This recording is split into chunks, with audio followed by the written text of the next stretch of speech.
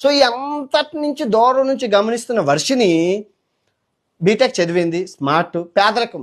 మన వర్షిని కూడా చాలా పేదమ్మాయి. ఇప్పుడు అసలైన కథ మొదలైంది. సో మన పాప ఆ దగ్గర ఉన్న డబ్బులు కాజేయాలి. మన దగ్గర కారు ఉంది, మంచి బ్యాంక్ బ్యాలెన్స్లు ఉన్నాయి, ఎక్కడికి వెళ్ళినా ఆధార్ ఇస్తున్నారు, సెల్ఫీలు తీసుకుంటున్నారు, పూజలు చేస్తున్నారు.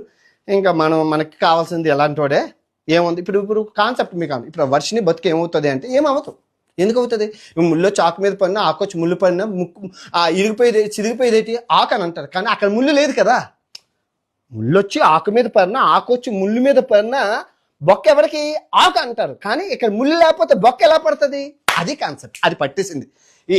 ఎంత తిరిగినా వాడు దగ్గర ముళ్ళు లేదు కదా, నీ శీలం ఏమీ పోలేదు కదా అంటారు.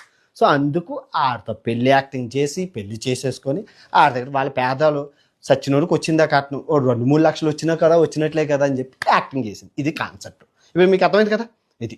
సో దీన్ని మన టీవీ ఛానల్లో అందరూ, మీకు ఒక విషయం చెప్తున్నాను, ఆడ బెట్టింగ్ యాప్లు చేశారు, అది పక్కన పెడితే నేను ఇంకా చేద్దాం అనుకుంటున్నాను. ఇంకా అది ఎకరాలేని దరిద్రాలన్నీ మనకే తగులుకుంటాయి కాబట్టి మనకు వచ్చి పడ్డా మీకు చెప్తున్నాను.